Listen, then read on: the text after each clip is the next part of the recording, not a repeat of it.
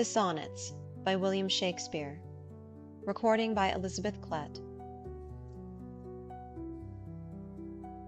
1. From fairest creatures we desire increase, that thereby beauty's rose might never die, but as the riper should by time decease, his tender air might bear his memory. But thou, contracted to thine own bright eyes, feed'st thy light's flame with self-substantial fuel, making a famine where abundance lies, thyself thy foe, to thy sweet self too cruel. Thou that art now the world's fresh ornament, and only herald to the gaudy spring, within thine own bud buryest thy content, and tender churl mak'st waste Pity the world, or else this glutton be, to eat the world's due by the grave and thee. 2. When 40 winters shall besiege thy brow, and dig deep trenches in thy beauty's field, thy youth's proud livery, so gazed on now, will be a tattered weed of small worth held. Then being asked where all thy beauty lies, where all the treasure of thy lusty days, to say within thine own deep sunken eyes were an all-eating shame and thriftless praise. How much more praise deserved thy beauty's use, if thou couldst answer, this fair child of mine shall sum my count, and make my old excuse, proving his beauty by succession thine. This were to be new made when thou art old, and see thy blood warm when thou feel'st it cold. 3. Look in thy glass, and tell the face thou viewest, now is the time that face should form another, whose fresh repair if now thou not renewest, thou dost beguile the world, unbless some mother. For where is she so fair whose uneared womb disdains the tillage of thy husbandry? Or who is he so fond will be the tomb of his self-love to stop posterity? Thou art thy mother's glass, and she in thee calls back the lovely April of her prime. So thou, through windows of thine age, shalt see, despite of wrinkles, this thy golden time. But if thou live, remembered not to be, die single, and thine image dies with thee. 4. Unthrifty loveliness, why dost thou spend upon thyself thy beauty's legacy? Nature's bequest gives nothing, but doth lend, and being frank, she lends to those are free. Then, beauteous, why dost thou abuse the bounteous largesse given thee to give? Profitless usurer, why dost thou use so great a sum of sums, yet canst not live? For having traffic with thyself alone, thou of thyself thy sweet self dost deceive. Then how, when nature calls thee to be gone, what acceptable audit canst thou leave? Thy unused beauty must be tombed with thee, which used lives the executor to be. 5. Those hours that with gentle work did frame the lovely gaze where every eye doth dwell, will play the tyrants to the very same, and that unfair which fairly doth excel.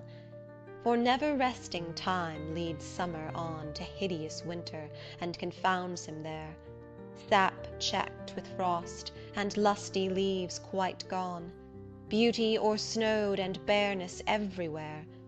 Then were not summer's distillation left, a liquid prisoner pent in walls of glass, beauty's effect with beauty were bereft, nor it, nor no remembrance what it was. But flowers distilled, though they with winter meet, lease but their show, their substance still lives sweet. 6. Then let not winter's ragged hand deface in thee thy summer ere thou be distilled. Make sweet some vial, treasure thou some place with beauty's treasure ere it be self-killed. That use is not forbidden usury, which happies those that pay the willing loan. That's for thyself to breed another thee, or 10 times happier, be it 10 for one. 10 times thyself were happier than thou art, if 10 of thine 10 times refigured thee. Then what could death do if thou shouldst depart, leaving thee living in posterity? Be not self-willed, for thou art much too fair to be death's conquest and make worms thine heir. 7. Lo, in the orient, when the gracious light lifts up his burning head, each under eye doth homage to his new appearing sight, serving with looks his sacred majesty, and having climbed the steep up heavenly hill, resembling strong youth in his middle age, yet mortal looks adore his beauty still, attending on his golden pilgrimage. But when from highmost pitch, with weary car, like feeble age he reeleth from the day, the eyes foreduteous now converted are from his low tract, and look another way. So thou, thyself outgoing in thy noon, unlooked on diest, unless thou get a son. 8.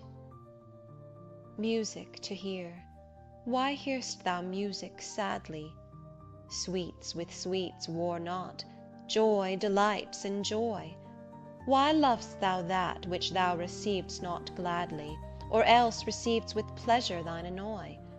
If the true concord of well-tuned sounds, by unions married, do offend thine ear, they do but sweetly chide thee, who confounds in singleness the parts that thou shouldst bear.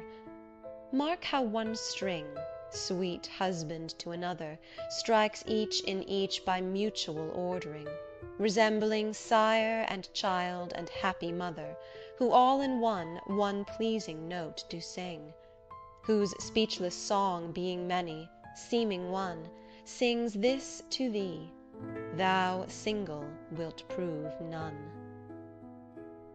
9. Is it for fear to wet a widow's eye that thou consumest thyself in single life? Ah, if thou issueless shalt hap to die, the world will wail thee like a makeless wife, the world will be thy widow and still weep that thou no form of thee hast left behind, when every private widow well may keep by children's eyes her husband's shape in mind. Look, what an unthrift in the world doth spend shifts but his place, for still the world enjoys it. But beauty's waste hath in the world an end, and kept unused the user so destroys it. No love towards others in that bosom sits, that on himself such murderous shame commits. 10. For shame, deny that thou bear'st love to any, who for thyself art so unprovident. Grant, if thou wilt, thou art beloved of many, but that thou none lov'st is most evident. For thou art so possessed with murderous hate, that 'gainst thyself thou stick'st not to conspire, seeking that beauteous roof to ruinate, which to repair should be thy chief desire. O change thy thought, that I may change my mind. Shall hate be fairer lodged than gentle love? Be, as thy presence is, gracious and kind, or to thyself at least kind-hearted prove. Make thee another self, for love of me, that beauty still may live in thine or thee. 11. As fast as thou shalt wane, so fast thou growest, in one of thine from that which thou departest, and that fresh blood which youngly thou bestowest, thou mayst call thine when thou from youth convertest. Herein lives wisdom, beauty, and increase, without this folly, age, and cold decay. If all were minded so, the times should cease, and 80 year would make the world away. Let those whom nature hath not made for store, harsh, featureless, and rude, barrenly perish. Look, whom she best endowed, she gave thee more, which bounteous gift thou shouldst in bounty cherish. She carved thee for her seal, and meant thereby thou shouldst print more, not let that copy die. 12. When I do count the clock that tells the time, and see the brave day sunk in hideous night, when I behold the violet past prime, and sable curls all silvered o'er with white, when lofty trees I see barren of leaves, which erst from heat did canopy the herd, and summer's green all girded up in sheaves, borne on the bier with white and bristly beard, then of thy beauty do I question make, that thou among the wastes of time must go, since sweets and beauties do themselves forsake, and die as fast as they see others grow, and nothing 'gainst time's scythe can make defence save breed to brave him when he takes thee hence. 13. Oh, that you were yourself! But, love, you are no longer yours, than you yourself here live. Against this coming end you should prepare, and your sweet semblance to some other give. So should that beauty which you hold in lease find no determination, then you were yourself again, after yourself's decease, when your sweet issue your sweet form should bear. Who lets so fair a house fall to decay, which husbandry and honour might uphold, against the stormy gusts of winter's day, and barren rage of death's eternal cold? Oh, none but unthrifts. Dear my love, you know you had a father, let your son say so. 14. Not from the stars do I my judgment pluck, and yet methinks I have astronomy, but not to tell of good or evil luck, of plagues, of dearths, or seasons' quality. Nor can I fortune 2 brief minutes tell, pointing to each his thunder, rain, and wind, or say with princes if it shall go well by oft predict that I in heaven find. But from thine eyes my knowledge I derive, and constant stars in them I read such art as truth and beauty shall together thrive, if from thyself to store thou wouldst convert. Or else of thee this I prognosticate, thy end is truth's and beauty's doom and date. 15. When I consider everything that grows holds in perfection but a little moment, that this huge stage presenteth naught but shows whereon the stars in secret influence comment, when I perceive that men as plants increase, cheered and checked even by the selfsame sky, vaunt in their youthful sap, at height decrease, and wear their brave state out of memory, then the conceit of this inconstant stay sets you most rich in youth before my sight, where wasteful time debateth with decay to change your date of youth to sullied night, and all in war with time for love of you, as he takes from you, I engraft you new. 16. But wherefore do not you a mightier way make war upon this bloody tyrant, time, and fortify yourself in your decay with means more blessed than my barren rhyme? Now stand you on the top of happy hours, and many maiden gardens yet unset with virtuous wish would bear you living flowers, much liker than your painted counterfeit. So should the lines of life that life repair, which this time's pencil, or my pupil pen, neither in inward worth nor outward fair, can make you live yourself in eyes of men. To give away yourself keeps yourself still, and you must live, drawn by your own sweet skill. 17. Who will believe my verse in time to come, if it were filled with your most high deserts? Though yet heaven knows it is but as a tomb which hides your life, and shows not half your parts. If I could write the beauty of your eyes, and in fresh numbers number all your graces. The age to come would say, "This poet lies, such heavenly touches ne'er touched earthly faces." So should my papers, yellowed with their age, be scorned, like old men of less truth than tongue, and your true rights be termed a poet's rage, and stretched metre of an antique song. But were some child of yours alive that time, you should live twice, in it and in my rhyme. 18. Shall I compare thee to a summer's day? Thou art more lovely and more temperate. Rough winds do shake the darling buds of May, and summer's lease hath all too short a date.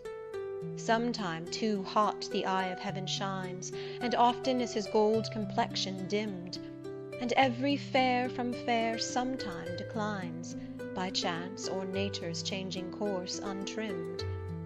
But thy eternal summer shall not fade, nor lose possession of that fair thou owest, nor shall death brag thou wanderest in his shade, when in eternal lines to time thou growest. So long as men can breathe or eyes can see, so long lives this, and this gives life to thee. 19. Devouring time, blunt thou the lion's paws, and make the earth devour her own sweet brood. Pluck the keen teeth from the fierce tiger's jaws, and burn the long-lived phoenix in her blood. Make glad and sorry seasons as thou fleets, and do whate'er thou wilt, swift-footed time, to the wide world and all her fading sweets. But I forbid thee one most heinous crime. O carve not with thy hours my love's fair brow, nor draw no lines there with thine antique pen. Him in thy course untainted do allow, for beauty's pattern to succeeding men. Yet do thy worst, old time. Despite thy wrong, my love shall in my verse ever live young. 20. A woman's face with nature's own hand painted, hast thou, the master mistress of my passion.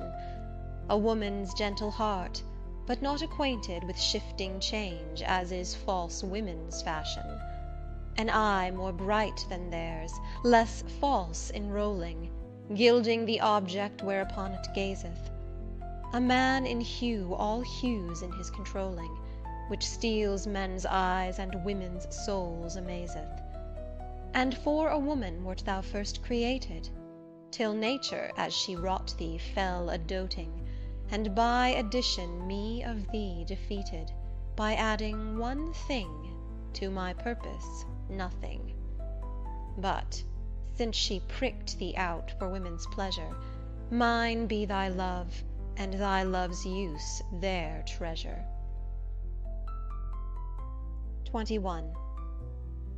So is it not with me as with that muse, stirred by a painted beauty to his verse, who heaven itself for ornament doth use, and every fair with his fair doth rehearse, making a couplement of proud compare, with sun and moon, with earth and sea's rich gems, with April's first-born flowers, and all things rare, that heaven's air in this huge rondure hems.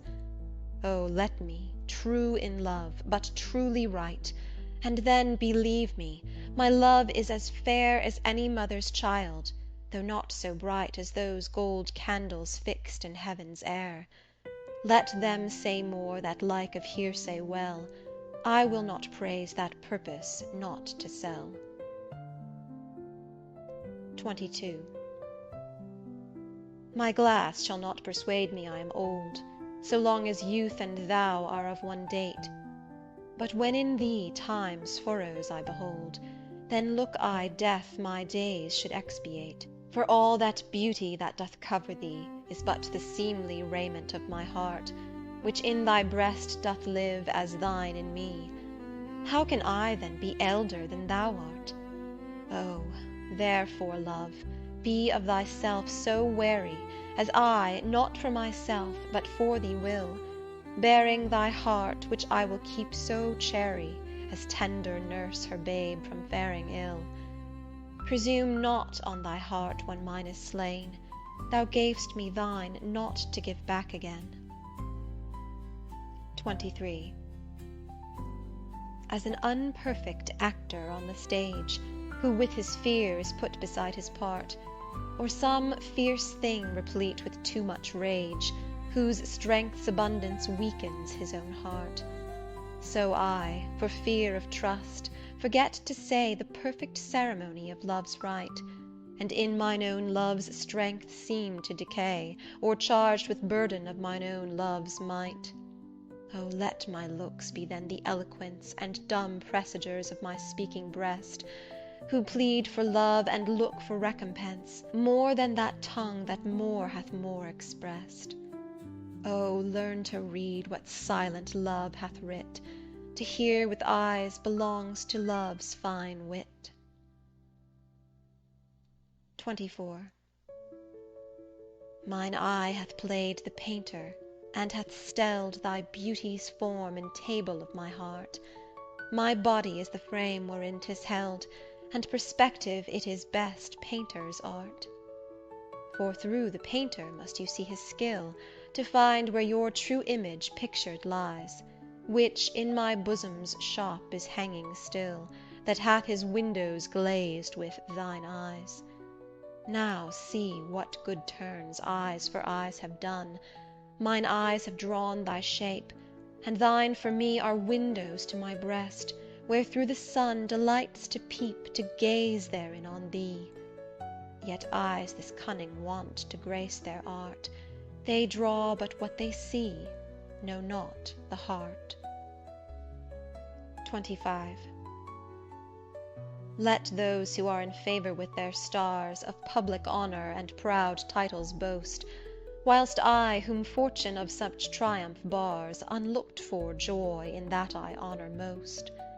Great princes' favourites their fair leaves spread, but as the marigold at the sun's eye, and in themselves their pride lies buried, or at a frown they in their glory die. The painful warrior famous for fight, after 1,000 victories once foiled, is from the book of honour razed quite, and all the rest forgot for which he toiled. Then happy I, that love and am beloved, where I may not remove, nor be removed. 26. Lord of my love, to whom in vassalage thy merit hath my duty strongly knit, to thee I send this written embassage, to witness duty, not to show my wit. Duty so great, which wit so poor as mine may make seem bare, in wanting words to show it, but that I hope some good conceit of thine in thy soul's thought, all naked, will bestow it, till whatsoever star that guides my moving points on me graciously with fair aspect, and puts apparel on my tattered loving, to show me worthy of thy sweet respect. Then may I dare to boast how I do love thee, till then not show my head where thou mayst prove me. 27. Weary with toil, I haste me to my bed, the dear repose for limbs with travel tired, but then begins a journey in my head, to work my mind when body's work's expired. For then my thoughts, from far where I abide, intend a zealous pilgrimage to thee, and keep my drooping eyelids open wide, looking on darkness which the blind do see. Save that my soul's imaginary sight presents thy shadow to my sightless view, which, like a jewel, hung in ghastly night, makes black night beauteous, and her old face new. Lo, thus by day my limbs, by night my mind, for thee and for myself no quiet find. 28. How can I then return in happy plight, that am debarred the benefit of rest, when day's oppression is not eased by night, but day by night and night by day oppressed, and each, though enemies to either's reign, do in consent shake hands to torture me, the one by toil, the other to complain how far I toil, still farther off from thee. I tell the day, to please him thou art bright, and dost him grace when clouds do blot the heaven. So flatter I the swart-complexioned night, when sparkling stars twire not, thou gilds the even. But day doth daily draw my sorrows longer, and night doth nightly make grief's length seem stronger. 29. When in disgrace with fortune and men's eyes, I all alone beweep my outcast state, and trouble deaf heaven with my bootless cries, and look upon myself and curse my fate, wishing me like to one more rich in hope, featured like him with friends possessed, desiring this man's art and that man's scope, with what I most enjoy contented least. Yet in these thoughts myself almost despising, haply I think on thee, and then my state, like to the lark at break of day arising from sullen earth, sings hymns at heaven's gate. For thy sweet love remembered such wealth brings, that then I scorn to change my state with kings. 30. When to the sessions of sweet silent thought I summon up remembrance of things past, I sigh the lack of many a thing I sought, and with old woes new wail my dear time's waste. Then can I drown an eye unused to flow for precious friends hid in death's dateless night, and weep afresh love's long since cancelled woe, and moan the expense of many a vanished sight. Then can I grieve at grievances forgone, and heavily from woe to woe tell o'er the sad account of forebemoaned moan, which I new pay as if not paid before. But if the while I think on thee, dear friend, all losses are restored, and sorrows end. 31. Thy bosom is endeared with all hearts, which I by lacking have supposed dead, and there reigns love, and all love's loving parts, and all those friends which I thought buried. How many a holy and obsequious tear hath dear religious love stolen from mine eye, as interest of the dead, which now appear but things removed that hidden in thee lie. Thou art the grave where buried love doth live, hung with the trophies of my lovers gone, who all their parts of me to thee did give, that due of many now is thine alone. Their images I loved, I view in thee, and thou, all they, hast all the all of me. 32. If thou survive my well-contented day, when that churl death my bones with dust shall cover, and shalt by fortune once more re-survey these poor rude lines of thy deceased lover, compare them with the bettering of the time, and though they be outstripped by every pen, reserve them for my love, not for their rhyme, exceeded by the height of happier men. O then vouchsafe me but this loving thought: had my friend's muse grown with this growing age, a dearer birth than this his love had brought, to march in ranks of better equipage, but since he died and poets better prove, theirs for their style I'll read, his for his love. 33. Full many a glorious morning have I seen flatter the mountain tops with sovereign eye, kissing with golden face the meadows green, gilding pale streams with heavenly alchemy. Anon permit the basest clouds to ride with ugly rack on his celestial face, and from the forlorn world his visage hide, stealing unseen to west with this disgrace. Even so my sun one early morn did shine, with all triumphant splendour on my brow. But out, alack, he was but 1 hour mine, the region cloud hath masked him from me now. Yet him for this my love no whit disdaineth, sons of the world may stain when heaven's sun staineth. 34. Why didst thou promise such a beauteous day, and make me travel forth without my cloak, to let base clouds o'ertake me in my way, hiding thy bravery in their rotten smoke? 'Tis not enough that through the cloud thou break, to dry the rain on my storm-beaten face, for no man well of such a salve can speak, that heals the wound and cures not the disgrace. Nor can thy shame give physic to my grief, though thou repent, yet I have still the loss. The offender's sorrow lends but weak relief to him that bears the strong offence's cross. Ah, but those tears are pearl which thy love sheds, and they are rich and ransom all ill deeds. 35. No more be grieved at that which thou hast done. Roses have thorns, and silver fountains mud. Clouds and eclipses stain both moon and sun, and loathsome canker lives in sweetest bud. All men make faults, and even I in this, authorizing thy trespass with compare, myself corrupting, salving thy amiss, excusing thy sins more than thy sins are.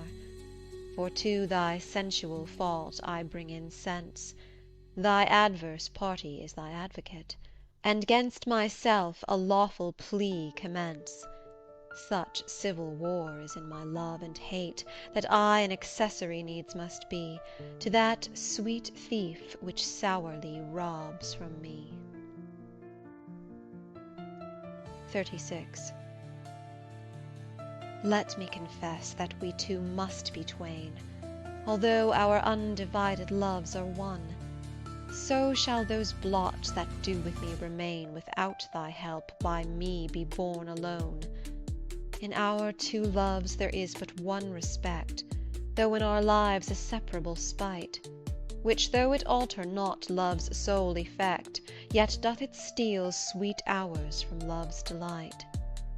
I may not evermore acknowledge thee, lest my bewailed guilt should do thee shame, nor thou with public kindness honour me, unless thou take that honour from thy name. But do not so. I love thee in such sort, as thou being mine, mine is thy good report. 37.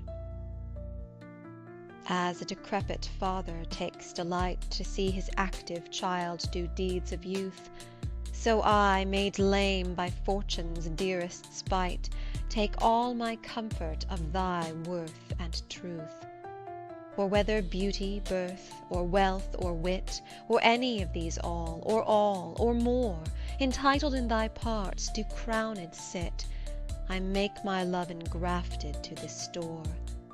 So then I am not lame, poor, nor despised, whilst that this shadow doth such substance give, that I in thy abundance am sufficed, and by a part of all thy glory live.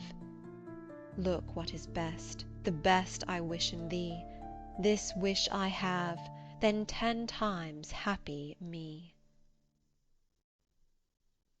38. How can my muse want subject to invent, while thou dost breathe, that pour'st into my verse thine own sweet argument, too excellent for every vulgar paper to rehearse? O give thyself the thanks, if aught in me worthy perusal stand against thy sight.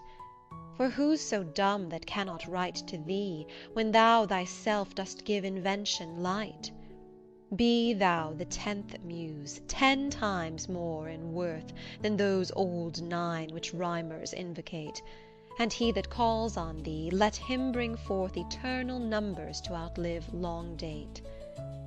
If my slight muse do please these curious days, the pain be mine, but thine shall be the praise. 39. Oh, how thy worth with manners may I sing, when thou art all the better part of me! What can mine own praise to mine own self bring? And what is't but mine own when I praise thee? Even for this let us divided live, and our dear love lose name of single one, that by this separation I may give that due to thee which thou deserv'st alone. O absence, what a torment wouldst thou prove, were it not thy sour leisure gave sweet leave to entertain the time with thoughts of love, which time and thought so sweetly doth deceive, and that thou teachest how to make one twain, by praising him here who doth hence remain. 40. Take all my loves, my love, yea, take them all. What hast thou then more than thou hadst before? No love, my love, that thou mayst true love call. All mine was thine before thou hadst this more. Then if for my love thou my love receivest, I cannot blame thee, for my love thou usest. But yet be blamed if thou thyself deceivest by wilful taste of what thyself refusest. I do forgive thy robbery, gentle thief, although thou steal thee all my poverty. And yet love knows it is a greater grief to bear love's wrong than hate's known injury. Lascivious grace, in whom all ill well shows, kill me with spites, yet we must not be foes. 41. Those pretty wrongs that liberty commits, when I am sometime absent from thy heart, thy beauty and thy years full well befits, for still temptation follows where thou art. Gentle thou art, and therefore to be won, beauteous thou art, and therefore to be assailed, and when a woman woos, what woman's son will sourly leave her till he have prevailed? Ay me, but yet thou mightst my seat forbear, and chide thy beauty and thy straying youth, who lead thee in their riot even there where thou art forced to break a twofold truth, hers by thy beauty tempting her to thee, thine by thy beauty being false to me. 42. That thou hast her, it is not all my grief, and yet it may be said I loved her dearly. That she hath thee is of my wailing chief, a loss in love that touches me more nearly. Loving offenders thus I will excuse ye. Thou dost love her, because thou knowest I love her, and for my sake even so doth she abuse me, suffering my friend for my sake to approve her. If I lose thee, my loss is my love's gain, and losing her, my friend hath found that loss. Both find each other, and I lose both twain, and both for my sake lay on me this cross. But here's the joy, my friend and I are one. Sweet flattery, then she loves but me alone. 43. When most I wink, then do mine eyes best see, for all the day they view things unrespected. But when I sleep, in dreams they look on thee, and darkly bright are bright in dark directed. Then thou, whose shadow shadows doth make bright, how would thy shadow's form happy show to the clear day with thy much clearer light, when to unseeing eyes thy shade shines so? How would, I say, mine eyes be blessed made by looking on thee in the living day, when in dead night thy fair imperfect shade through heavy sleep on sightless eyes doth stay? All All days are nights to see till I see thee, and nights bright days when dreams do show thee me. 44. If the dull substance of my flesh were thought, injurious distance should not stop my way, for then, despite of space, I would be brought from limits far remote, where thou dost stay. No matter then, although my foot did stand upon the farthest earth removed from thee, for nimble thought can jump both sea and land, as soon as think the place where he would be. But thought kills me that I am not thought, to leap large lengths of miles when thou art gone, but that so much of earth and water wrought I must attend time's leisure with my moan, receiving naught by elements so slow, but heavy tears, badges of either's woe. 45. The other two, slight air and purging fire, are both with thee, wherever I abide. The first my thought, the other my desire, these present absent with swift motion slide. For when these quicker elements are gone in tender embassy of love to thee, my life being made of four, with two alone sinks down to death, oppressed with melancholy, until life's composition be recurred by those swift messengers returned from thee, who even but now come back again, assured of thy fair health, recounting it to me. This told, I joy, but then no longer glad, I send them back again, and straight grow sad. 46. Mine eye and heart are at a mortal war, how to divide the conquest of thy sight. Mine eye, my heart thy picture's sight would bar, my heart, mine eye, the freedom of that right. My heart doth plead that thou in him dost lie, a closet never pierced with crystal eyes. But the defendant doth that plea deny, and says in him thy fair appearance lies. To side this title is impanelled a quest of thoughts, all tenants to the heart, and by their verdict is determined the clear eye's moiety, and the dear heart's part. As thus, mine eye's due is thy outward part, and my heart's right thy inward love of heart. 47. Betwixt mine eye and heart a league is took, and each doth good turns now unto the other. When that mine eye is famished for a look, or heart in love with sighs himself doth smother, with my love's picture then my eye doth feast, and to the painted banquet bids my heart.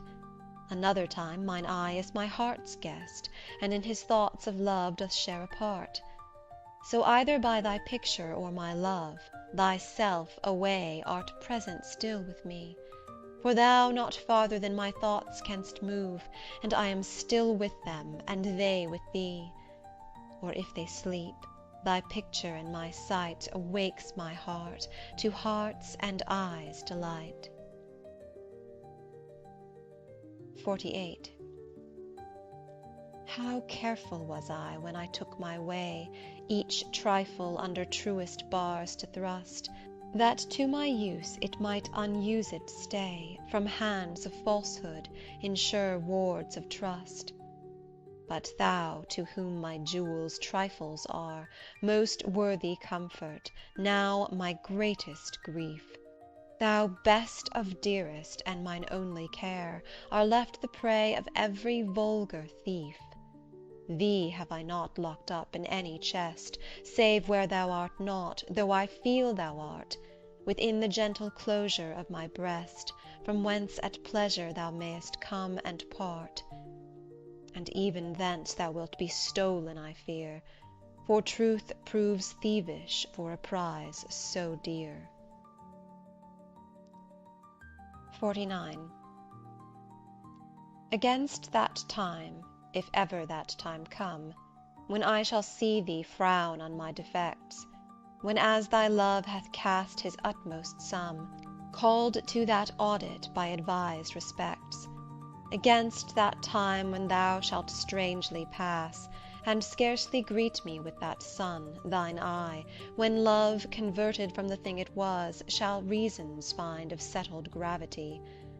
Against that time do I ensconce me here, within the knowledge of mine own desert, and this my hand against myself uprear, to guard the lawful reasons on thy part. To leave poor me thou hast the strength of laws, since why to love I can allege no cause. 50.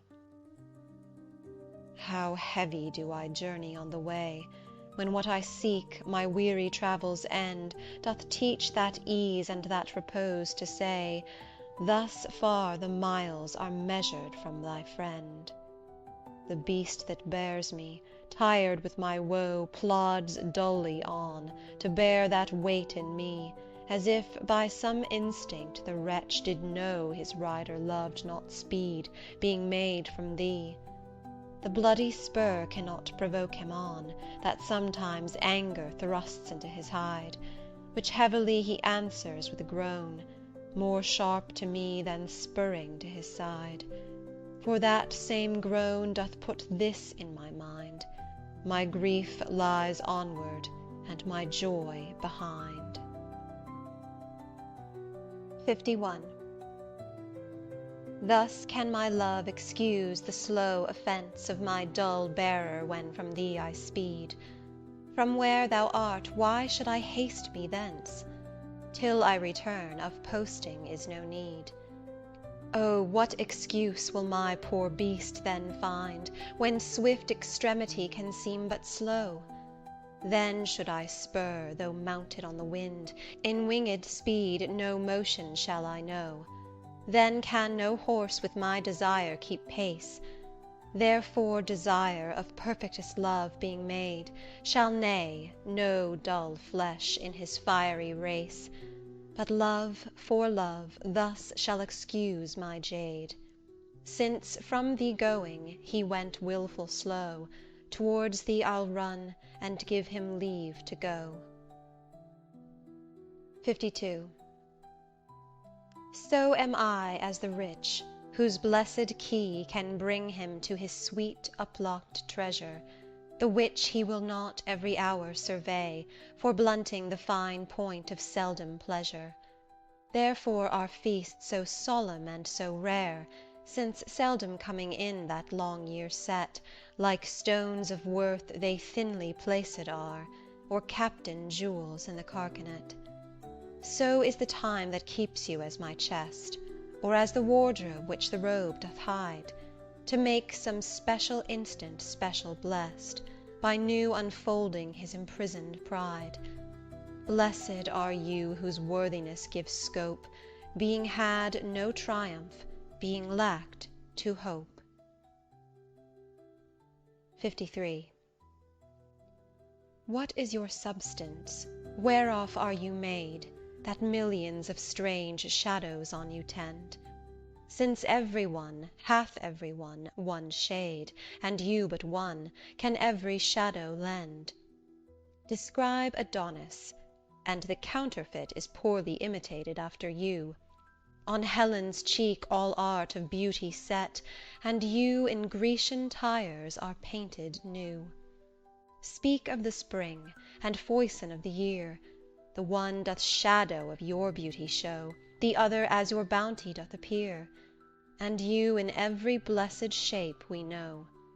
In all external grace you have some part, but you like none, none you for constant heart. 54.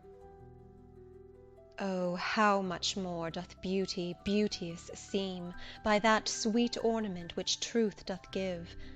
The rose looks fair, but fairer we it deem for that sweet odour which doth in it live. The canker blooms have full as deep a dye as the perfumed tincture of the roses, hang on such thorns, and play as wantonly when summer's breath their masked buds discloses. But they for their virtue only is their show, they live unwooed, and unrespected fade. die to themselves. Sweet roses do not so, of their sweet deaths are sweetest odours made, and so of you, beauteous and lovely youth, when that shall vade, by verse distills your truth. 55. Not marble, nor the gilded monuments of princes shall outlive this powerful rhyme, but you shall shine more bright in these contents than unswept stone besmeared with sluttish time. When wasteful war shall statues overturn, and broils root out the work of masonry, nor Mars his sword, nor war's quick fire shall burn the living record of your memory. 'Gainst death and all oblivious enmity shall you pace forth. Your praise shall still find room even in the eyes of all posterity that wear this world out to the ending doom. So, till the judgment that yourself arise, you live in this, and dwell in lovers' eyes. 56. Sweet love, renew thy force. Be it not said thy edge should blunter be than appetite, which but today by feeding is allayed, tomorrow sharpened in his former might. So, love, be thou, although today thou fill thy hungry eyes, even till they wink with fullness, tomorrow see again, and do not kill the spirit of love with perpetual dullness.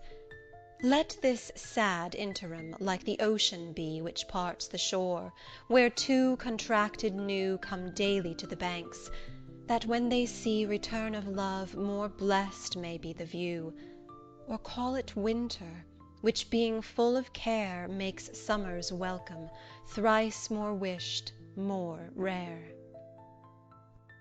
57. Being your slave, what should I do but tend upon the hours and times of your desire? I have no precious time at all to spend, nor services to do, till you require. Nor dare I chide the world without end hour, whilst I, my sovereign, watch the clock for you, nor think the bitterness of absence sour, when you have bid your servant once adieu.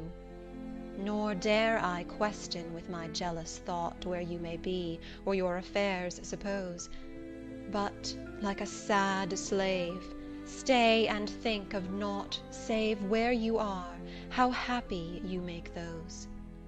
So true a fool is love, that in your will, though you do anything, he thinks no ill. 58. That God forbid, that made me first your slave, I should in thought control your times of pleasure, or at your hand the account of hours to crave, being your vassal, bound to stay your leisure. O let me suffer, being at your beck, the imprisoned absence of your liberty, and patience, tame to sufferance, bide each check, without accusing you of injury. Be where you list, your charter is so strong, that you yourself may privilege your time to what you will, to you it doth belong, yourself to pardon of self-doting crime. I am to wait, though waiting so be hell, not blame your pleasure, be it ill or well. 59. If there be nothing new, but that which is hath been before, how are our brains beguiled, which labouring for invention bear amiss the second burden of a former child? Oh, that record could with a backward look, even of 500 courses of the sun, show me your image in some antique book, since mind at first in character was done, that I might see what the old world could say to this composed wonder of your frame, whether we are mended, or where better they, or whether revolution be the same. Oh, sure I am the wits of former days to subjects worse have given admiring praise. 60. Like as the waves make towards the pebbled shore, so do our minutes hasten to their end. Each changing place with that which goes before, in sequent toil all forwards do contend. Nativity, once in the main of light, crawls to maturity, wherewith being crowned, crooked eclipses 'gainst his glory fight, and time that gave doth now his gift confound. Time doth transfix the flourish set on youth, and delves the parallels in beauty's brow, feeds on the rarities of nature's truth, and nothing stands but for his scythe to mow. And yet to times in hope my verse shall stand, praising thy worth, despite his cruel hand. 61. Is it thy will, thy image should keep open my heavy eyelids to the weary night? Dost thou desire my slumbers should be broken, while shadows like to thee do mock my sight? Is it thy spirit that thou send'st from thee so far from home into my deeds to pry, to find out shames and idle hours in me, the scope and tenure of thy jealousy? Oh no, thy love, though much, is not so great. It is my love that keeps mine eyes awake, mine own true love that doth my rest defeat, to play the watchman ever for thy sake. For thee watch I, whilst thou dost wake elsewhere, from me far off, with others all too near. 62. Sin of self-love possesseth all mine eye, and all my soul, and all my every part. And for this sin there is no remedy, it is so grounded inward in my heart. Methinks no face so gracious is as mine, no shape so true, no truth of such account, and for myself mine own worth do define, as I all other in all worth surmount. But when my glass shows me myself indeed, beaded and chopped with tanned antiquity, mine own self-love quite contrary I read, self so self-loving were iniquity. 'Tis thee, myself, that for myself I praise, painting my age with beauty of thy days. 63. Against my love shall be as I am now, with time's injurious hand crushed and o'erworn, when hours have drained his blood and filled his brow with lines and wrinkles, when his youthful morn hath travelled on to age's steepy night, and all those beauties whereof now he's king are vanishing or vanished out of sight, stealing away the treasure of his spring.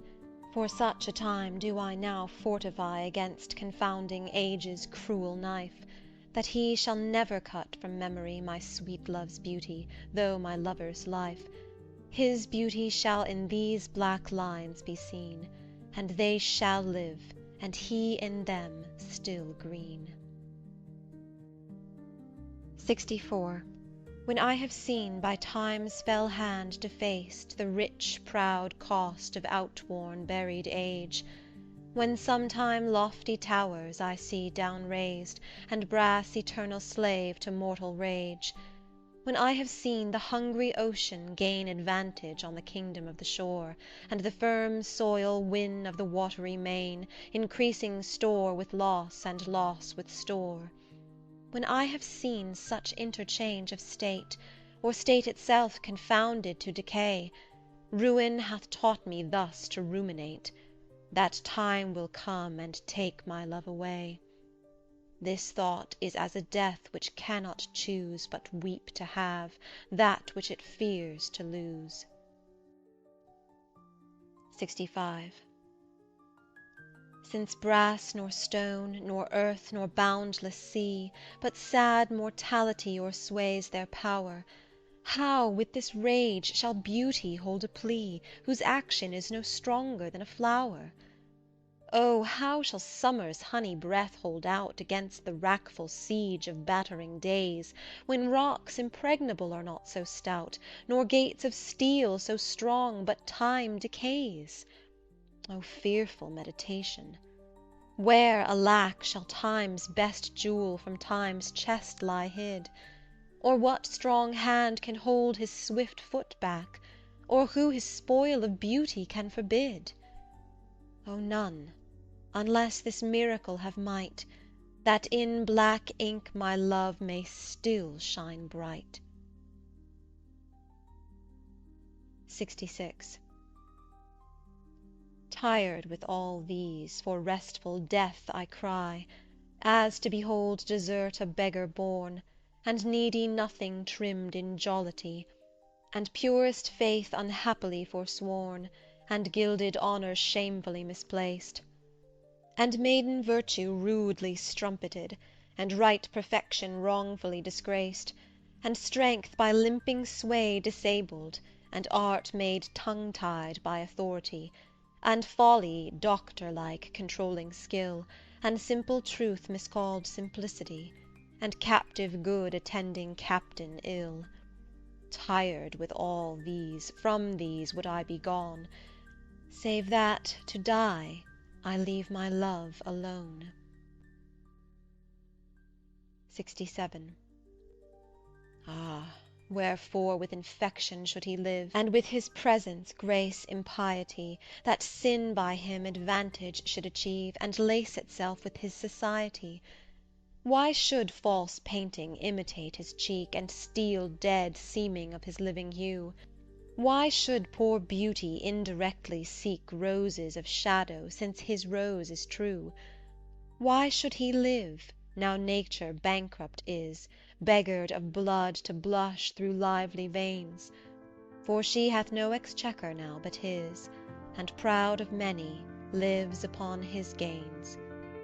O him she stores to show what wealth she had in days long since, before these last so bad. 68.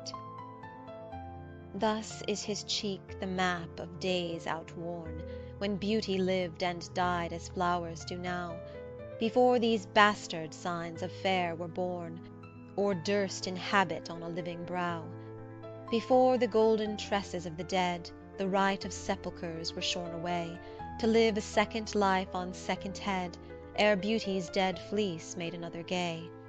In him those holy antique hours are seen, without all ornament, itself and true, making no summer of another's green, robbing no old to dress his beauty new. And him as for a map doth nature store, to show false art what beauty was of yore. 69. Those parts of thee that the world's eye doth view want nothing that the thought of hearts can mend. All tongues, the voice of souls, give thee that due, uttering bare truth even so as foes commend.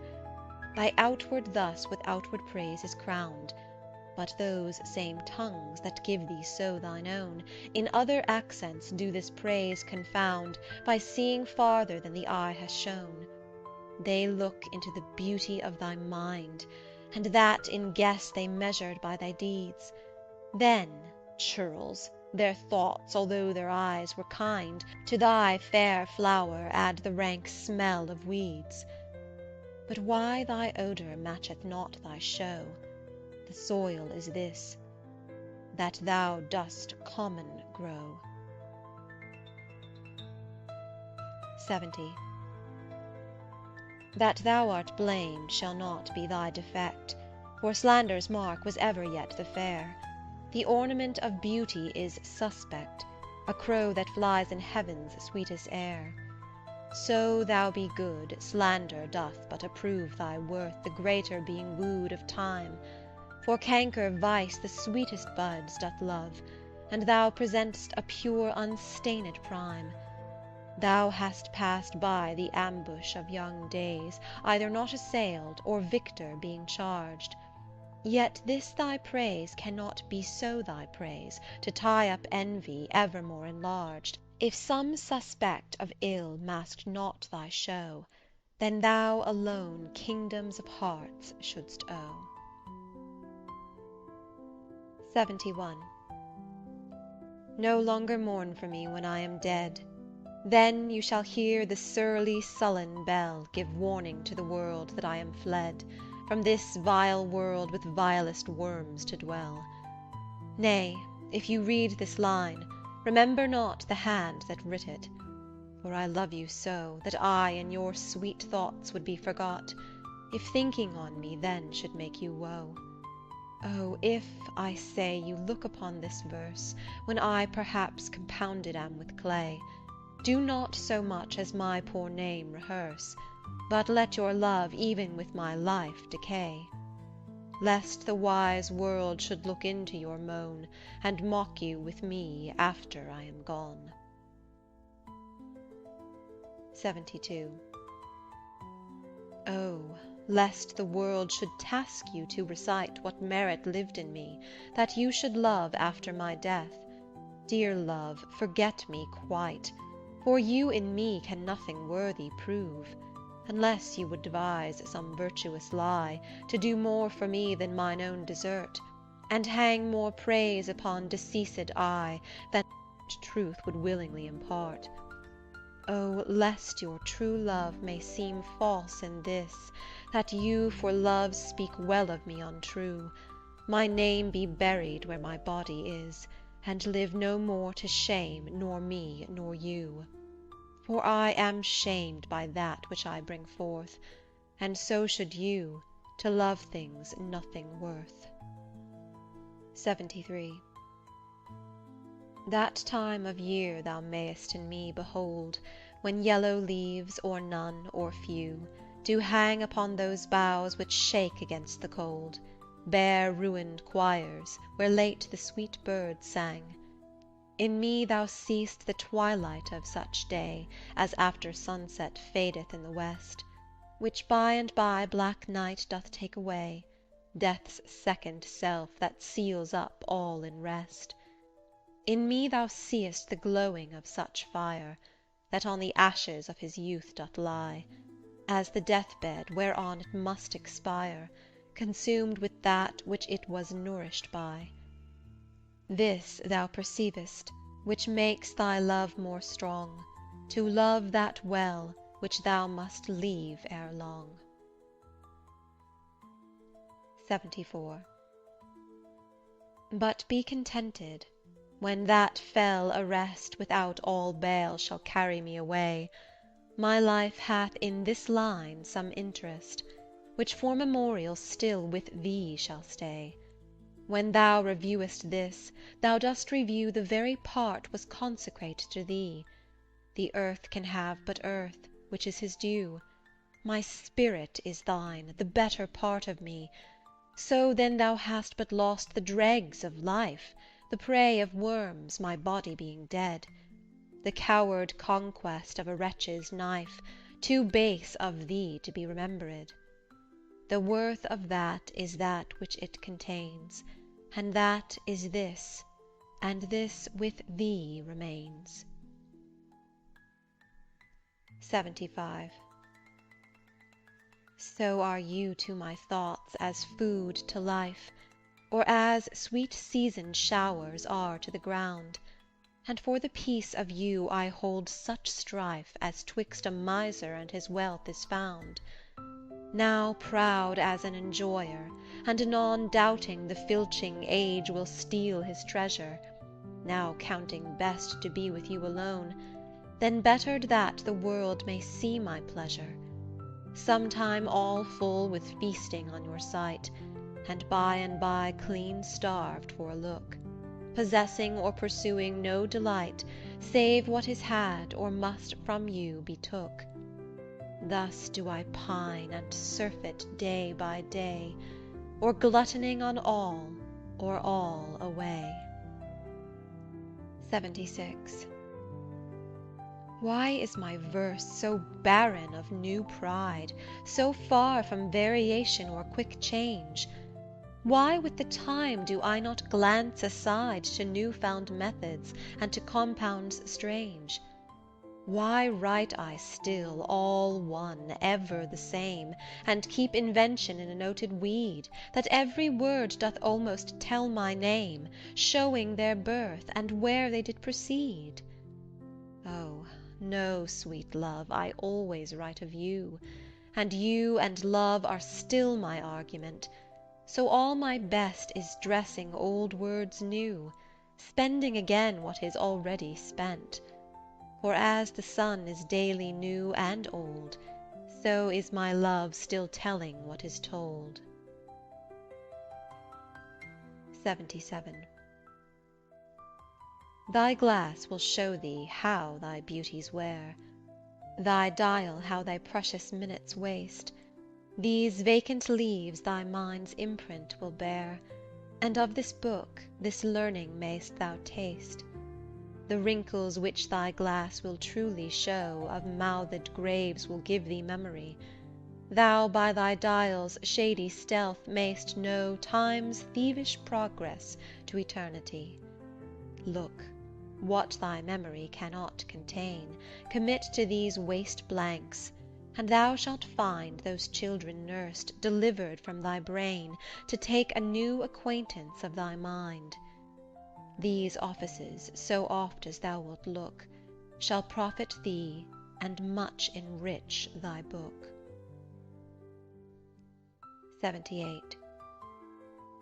So oft have I invoked thee for my muse, and found such fair assistance in my verse, as every alien pen hath got my use, and under thee their poesy disperse. Thine eyes, that taught the dumb on high to sing, and heavy ignorance aloft to fly, have added feathers to the learned's wing, and given grace a double majesty. Yet be most proud of that which I compile, whose influence is thine, and born of thee. In others' works thou dost but mend the style, and arts with thy sweet graces graced be.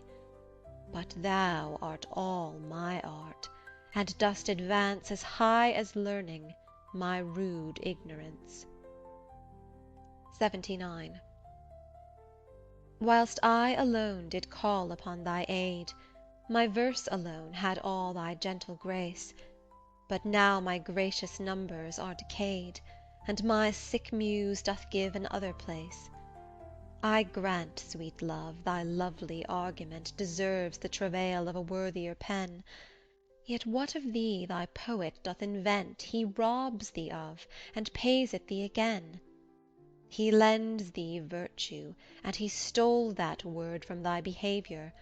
Beauty doth he give, and found it in thy cheek. He can afford no praise to thee but what in thee doth live. Then thank him not for that which he doth say, since what he owes thee thou thyself dost pay. 80. Oh, how I faint when I of you do write, knowing a better spirit doth use your name, and in the praise thereof spends all his might, to make me tongue-tied speaking of your fame. But since your worth, wide as the ocean is, the humble as the proudest sail doth bear, my saucy bark, inferior far to his, on your broad main doth wilfully appear. Your shallowest help will hold me up afloat, whilst he upon your soundless deep doth ride. Or being wracked, I am a worthless boat, he of tall building and of goodly pride. Then if he thrive, and I be cast away, the worst was this, my love was my decay. 81. Or I shall live your epitaph to make, or you survive when I in earth am rotten. From hence your memory death cannot take, although in me each part will be forgotten. Your name from hence immortal life shall have, though I, once gone, to all the world must die. The earth can yield me but a common grave, when you entombed in men's eyes shall lie. Your monument shall be my gentle verse, which eyes not yet created shall o'erread, and tongues to be your being shall rehearse, when all the breathers of this world are dead. you still shall live. Such virtue hath my pen, where breath most breathes, even in the mouths of men. 82. I grant thou wert not married to my muse, and therefore mayst without attaint o'erlook the dedicated words which writers use of their fair subject, blessing every book. Thou art as fair in knowledge as in hue, finding thy worth a limit past my praise, and therefore art enforced to seek anew some fresher stamp of the time-bettering days. And do so, love.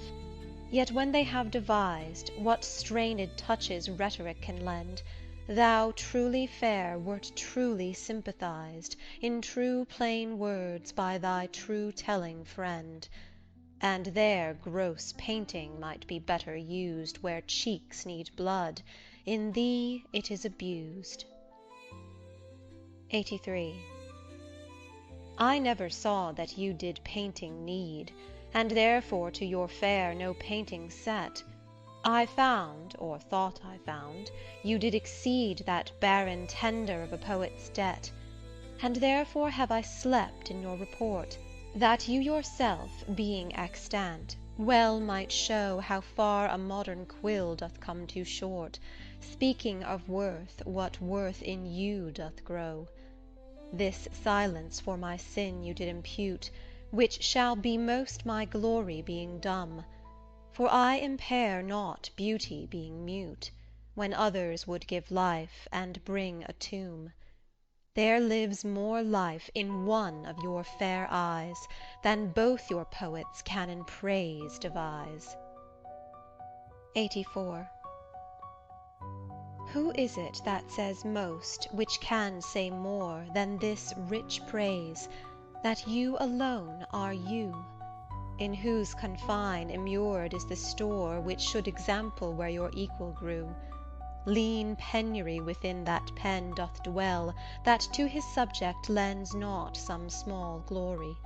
But he that writes of you, if he can tell that you are you, so dignifies his story, let him but copy what in you is writ, not making worse what nature made so clear, and such a counterpart shall fame his wit, making his style admired everywhere. You to your beauteous blessings add a curse, being fond on praise which makes your praises worse. 85. My tongue-tied muse in manners holds her still, while comments of your praise richly compiled reserve their character with golden quill, and precious phrase by all the muses filed. I think good thoughts whilst others write good words, and like unlettered clerk still cry Amen to every hymn that able spirit affords, in polished form of well-refined pen. Hearing you praised, I say, 'Tis so, 'tis true, and to the most of praise add something more. But that is in my thought, whose love to you, though words come hindmost, holds his rank before, then others for the breath of words respect, me for my dumb thoughts speaking in effect. 86. Was it the proud full sail of his great verse, bound for the prize of all too precious you, that did my ripe thoughts in my brain inhearse, making their tomb the womb wherein they grew? Was it his spirit by spirits taught to write above a mortal pitch that struck me dead? No, neither he nor his compeers by night giving him aid my verse astonished. He nor that affable familiar ghost which nightly gulls him with intelligence, as victors of my silence cannot boast. I was not sick of any fear from thence, but when your countenance filled up his line, then lacked I matter, that enfeebled mine. 87. Farewell, thou art too dear for my possessing, and like enough thou knowest thy estimate. The charter of thy worth gives thee releasing, My bonds in thee are all determinate. For how do I hold thee but by thy granting? And for that riches where is my deserving? The cause of this fair gift in me is wanting, and so my patent back again is swerving. Thyself thou gavest, thy own worth then not knowing, or me to whom thou gav'st it else mistaking. So thy great gift, upon misprision growing, comes home again on better judgment making. Thus have I had thee, as a dream doth flatter, in sleep a king, but waking no such matter. 88. When thou shalt be disposed to set me light, and place my merit in the eye of scorn, upon thy side against myself I'll fight, and prove thee virtuous though thou art forsworn. With mine own weakness being best acquainted, upon thy part I can set down a story of faults concealed wherein I am attainted, that thou in losing me shalt win much glory, and I by this will be a gainer too, for bending all my loving thoughts on thee, the injuries that to myself I do, doing thee vantage, double vantage me. Such is my love, to thee I so belong, that for thy right myself will bear all wrong. 89. Say that thou didst forsake me for some fault, and I will comment upon that offence. Speak of my lameness, and I straight will halt, against thy reasons making no defence.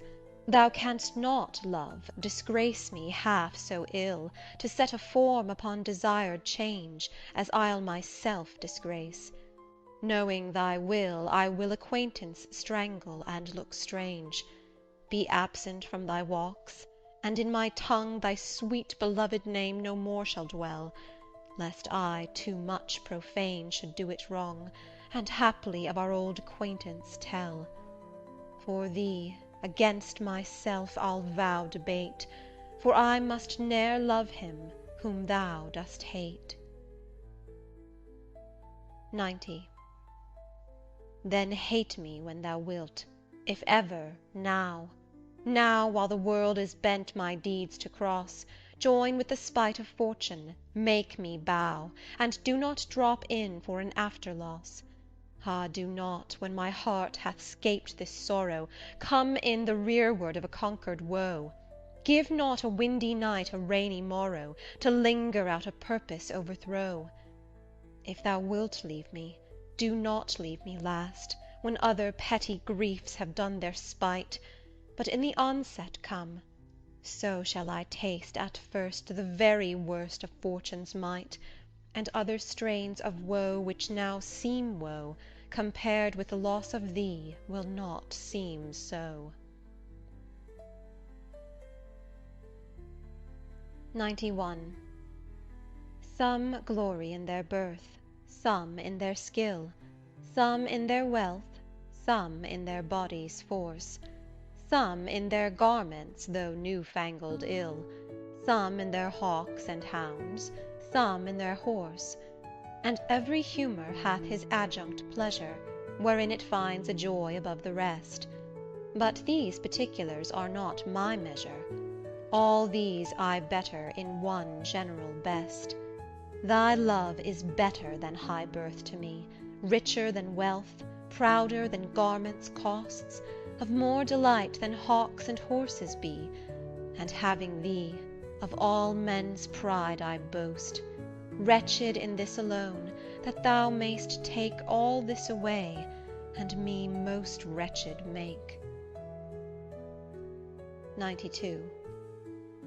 But do thy worst to steal thyself away, for term of life thou art assured mine, and life no longer than thy love will stay, for it depends upon that love of thine.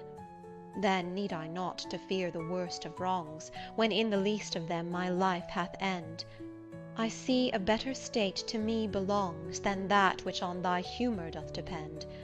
Thou canst not vex me with inconstant mind, since that my life on thy revolt doth lie. Oh, what a happy title do I find, happy to have thy love, happy to die! But what's so blessed fair that fears no blot? Thou mayst be false, and yet I know it not. 93. So shall I live, supposing thou art true, like a deceived husband, so love's face may still seem love to me, though altered new, thy looks with me, thy heart in other place, for there can live no hatred in thine eye, therefore in that I cannot know thy change. In many's looks the false heart's history is writ in moods and frowns and wrinkles strange. But heaven in thy creation did decree that in thy face sweet love should ever dwell, whate'er thy thoughts or thy heart's workings be, thy looks should nothing thence but sweetness tell. How like Eve's apple doth thy beauty grow, if thy sweet virtue answer not thy show. 94. They that have power to hurt, and will do none, that do not do the thing they most do show, who moving others are themselves as stone, unmoved, cold, and to temptation slow, they rightly do inherit heaven's graces, and husband nature's riches from expense. They are the lords and owners of their faces, others but stewards of their excellence. The summer's flower is to the summer sweet, though to itself it only live and die. But if that flower with base infection meet, the basest weed outbraves his dignity. For sweetest things turn sourest by their deeds, lilies that fester smell far worse than weeds. 95. How sweet and lovely dost thou make the shame, which, like a canker in the fragrant rose, doth spot the beauty of thy budding name. Oh, in what sweets dost thou thy sins enclose! That tongue that tells the story of thy days, making lascivious comments on thy sport, cannot dispraise, but in a kind of praise, naming thy name, blesses an ill report. Oh, what a mansion have those vices got, which for their habitation chose out thee, where beauty's veil doth cover every blot, and all things turn to fair that eyes can see! Take heed, dear heart, of this large privilege, the hardest knife ill used doth lose his edge. 96. Some say thy fault is youth, some wantonness. Some say thy grace is youth and gentle sport. Both grace and faults are loved of more and less. Thou mak'st faults graces that to thee resort, as on the finger of a throned queen the basest jewel will be well esteemed, so are those errors that in thee are seen to truths translated, and for true things deemed. How many lambs might the stern wolf betray, if like a lamb he could his looks translate! How many gazers mightst thou lead away, if thou wouldst use the strength of all thy state! But do not so.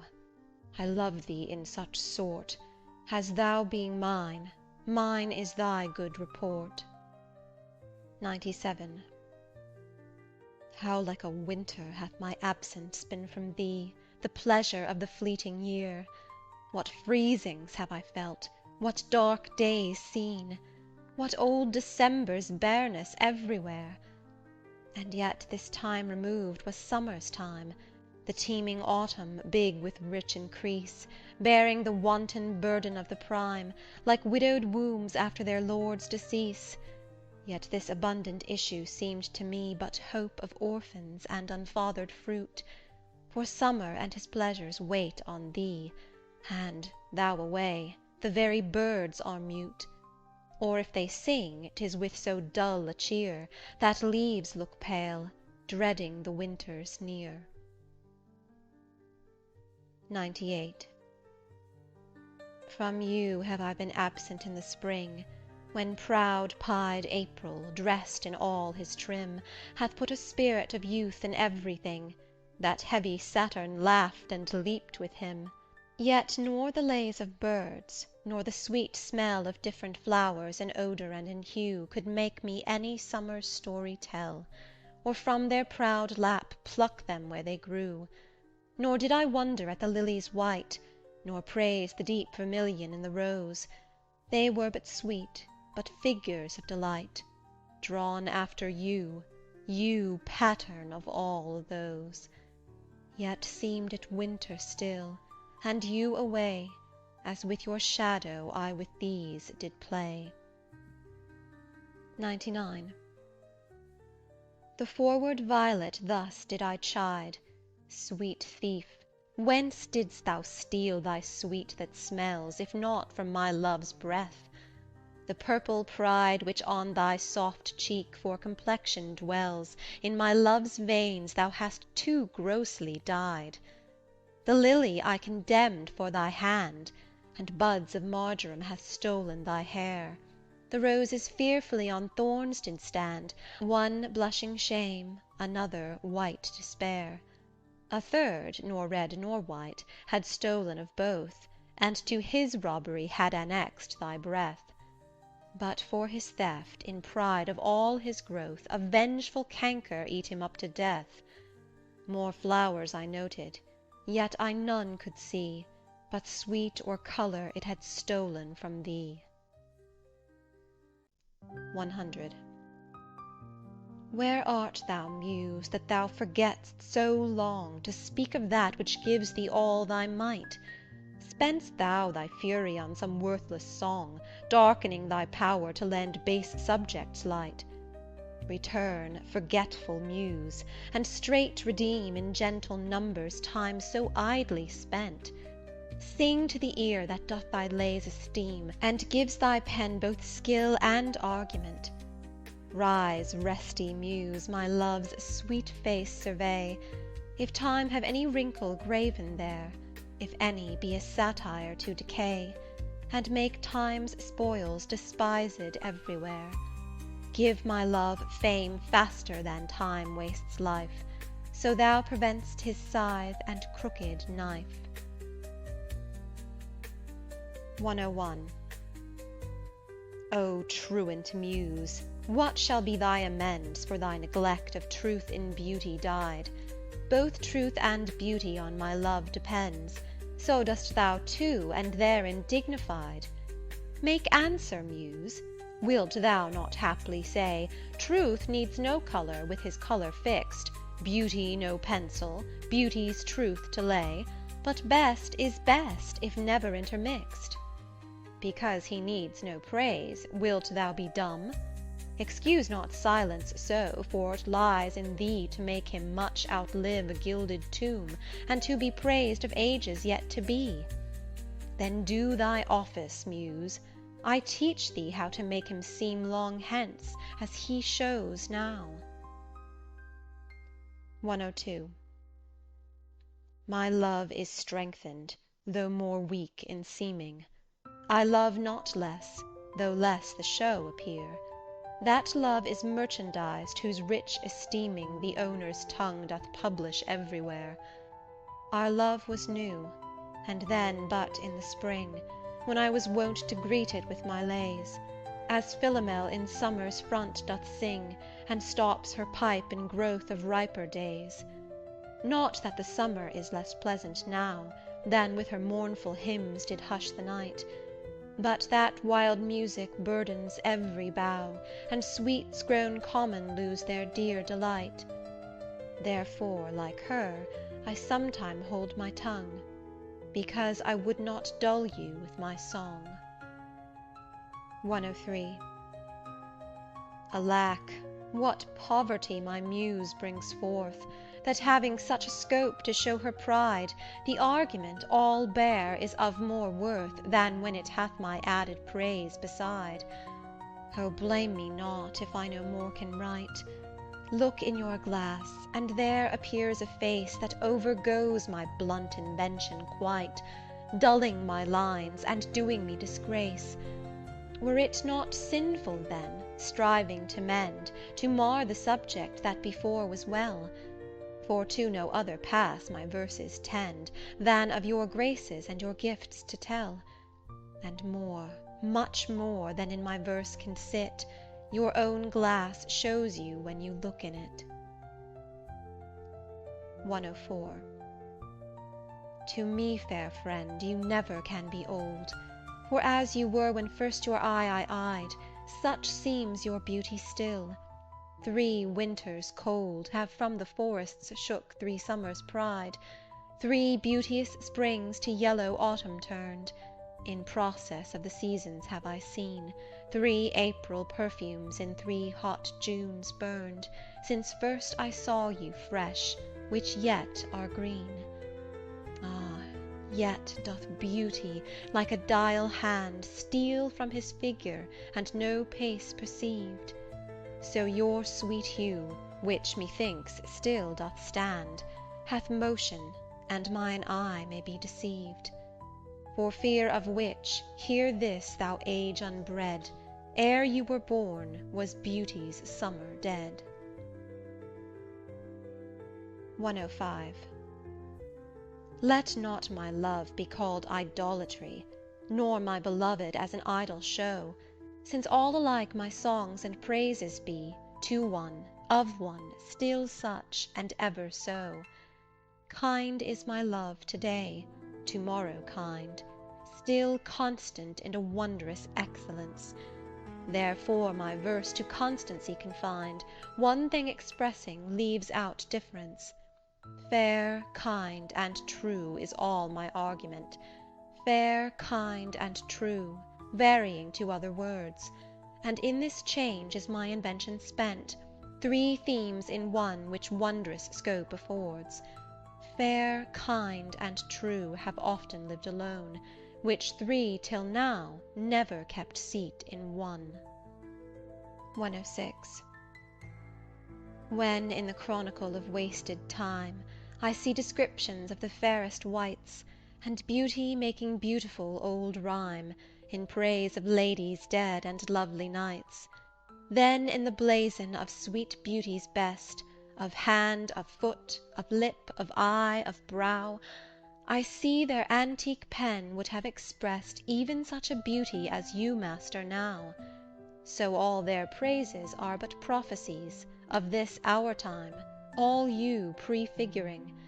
And for they looked but with divining eyes, they had not skill enough your worth to sing. For we which now behold these present days have eyes to wonder, but lack tongues to praise. 107. Not mine own fears, nor the prophetic soul of the wide world dreaming on things to come, can yet the lease of my true love control, supposed as forfeit to a confined doom. The mortal moon hath her eclipse endured, and the sad augurs mock their own presage. Incertainties now crown themselves assured, and peace proclaims olives of endless age. Now with the drops of this most balmy time, my love looks fresh, and death to me subscribes, since spite of him I'll live in this poor rhyme, while he insults o'er dull and speechless tribes. And thou in this shalt find thy monument, when tyrants' crests and tombs of brass are spent. 108. What's in the brain that ink may character, which hath not figured to thee my true spirit? What's new to speak, what now to register, that may express my love, or thy dear merit? Nothing, sweet boy. But yet, like prayers divine, I must each day say o'er the very same, counting no old thing old, thou mine, I thine, even as when first I hallowed thy fair name. So that eternal love in love's fresh case weighs not the dust and injury of age, nor gives to necessary wrinkles place, but makes antiquity for aye his page. Finding the first conceit of love there bred, where time and outward form would show it dead. 109. Oh, never say that I was false of heart, though absence seemed my flame to qualify. As easy might I from myself depart, as from my soul which in thy breast doth lie. That is my home of love. If I have ranged, like him that travels, I return again, just to the time, not with the time exchanged, so that myself bring water for my stain.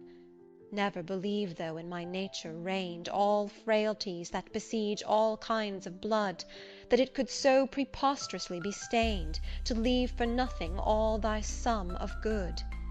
For nothing this wide universe I call, save thou, my rose, in it thou art my all. 110. Alas, 'tis true, I have gone here and there, and made myself a motley to the view, gored mine own thoughts, sold cheap what is most dear, made old offences of affections new. Most true it is that I have looked on truth askance and strangely, but by all above these blenches gave my heart another youth, and worse assays proved thee my best of love. Now all is done, save what shall have no end. Mine appetite I never more will grind on newer proof, to try an older friend, a God in love to whom I am confined. Then give me welcome, next my heaven the best, even to thy pure and most, most loving breast. 111. Oh, for my sake do you with fortune chide, the guilty goddess of my harmful deeds, that did not better for my life provide than public means which public manners breeds. Thence comes it that my name receives a brand, and almost thence my nature is subdued to what it works in, like the dyer's hand. Pity me then, and wish I were renewed, whilst like a willing patient I will drink potions of icil 'gainst my strong infection.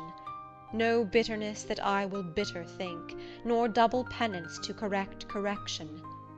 Pity me then, dear friend, and I assure ye, even that your pity is enough to cure me. 112. Your love and pity doth the impression fill, which vulgar scandal stamped upon my brow. For what care I who calls me well or ill, so you or green my bad, my good allow? You are my all the world, and I must strive to know my shames and praises from your tongue. None else to me, nor I to none alive, that my steeled sense or changes right or wrong. In so profound abysm I throw all care of others' voices, that my adder's sense to critic and to flatterer stop it are. Mark how with my neglect I do dispense. You are so strongly in my purpose bred, that all the world besides methinks are dead. 113. Since I left you, mine eye is in my mind, and that which governs me to go about doth part his function and is partly blind, seems seeing, but effectually is out, for it no form delivers to the heart of bird, of flower, or shape which it doth latch. Of his quick objects hath the mind no part, nor his own vision holds what it doth catch. For if it see the rudest or gentlest sight, the most sweet favour or deformedst creature, the mountain or the sea, the day or night, the crow or dove, it shapes them to your feature. Incapable of more, replete with you, my most true mind thus maketh mine untrue. 114. Or whether doth my mind, being crowned with you, drink up the monarch's plague, this flattery? Or whether shall I say mine eye saith true, and that your love taught it this alchemy, to make of monsters and things indigest such cherubims as your sweet self resemble, creating every bad a perfect best, as fast as objects to his beams assemble? Oh, 'tis the first, 'tis flattery in my seeing, and my great mind most kingly drinks it up. Mine eye well knows what with his gust is greeing, and to his palate doth prepare the cup. If it be poisoned, 'tis the lesser sin, that mine eye loves it, and doth first begin. 115. Those lines that I before have writ do lie, even those that said I could not love you dearer. Yet then my judgment knew no reason why my most full flame should afterwards burn clearer. But reckoning time, whose millioned accidents creep entwixt vows, and change decrees of kings, tan sacred beauty, blunt the sharp'st intents, divert strong minds to the course of altering things. Alas! why, fearing of time's tyranny, might I not then say, now I love you best, when I was certain o'er uncertainty, crowning the present, doubting of the rest? Love is a babe, then might I not say so, to give full growth to that which still doth grow? 116. Let me not to the marriage of true minds admit impediments. Love is not love which alters when it alteration finds, or bends with the remover to remove. Oh no, it is an ever fixed mark, that looks on tempests and is never shaken. It is the star to every wandering bark, whose worth's unknown although his height be taken. Love's not time's fool, though rosy lips and cheeks within his bending sickle's compass come. Love alters not with his brief hours and weeks, but bears it out even to the edge of doom. If this be error, and upon me proved, I never writ, nor no man ever loved. 117. Accuse me thus, that I have scanted all, wherein I should your great deserts repay, forgot upon your dearest love to call, whereto all bonds do tie me day by day. That I have frequent been with unknown minds, and given to time your own dear purchased right, that I have hoisted sail to all the winds which should transport me farthest from your sight. Book both my wilfulness and errors down, and on just proof surmise, accumulate. Bring me within the level of your frown, but shoot not at me in your wakened hate. Since my appeal says I did strive to prove the constancy and virtue of your love. 118. Like as, to make our appetites more keen, with eager compounds we our palate urge, as to prevent our maladies unseen, we sicken to shun sickness when we purge. Even so, being full of your ne'er cloying sweetness, to bitter sauces did I frame my feeding, and sick of welfare found a kind of meetness to be diseased ere that there was true needing. Thus policy in love, to anticipate the ills that were not, grew to faults assured, and brought to medicine a healthful state, which rank of goodness would by ill be cured. But thence I learn, and find the lesson true, drugs poison him that fell so sick of you. 119. What potions have I drunk of siren tears, distilled from limbics foul as hell within, applying fears to hopes, and hopes to fears, still losing when I saw myself to win. What wretched errors hath my heart committed, whilst it hath thought itself so blessed never? How have mine eyes out of their spheres been fitted, in the distraction of this madding fever? O benefit of ill! Now I find true that better is, by evil still made better, and ruined love, when it is built anew, grows fairer than at first, more strong, far greater. So I return rebuked to my content, and gain by ill thrice more than I have spent.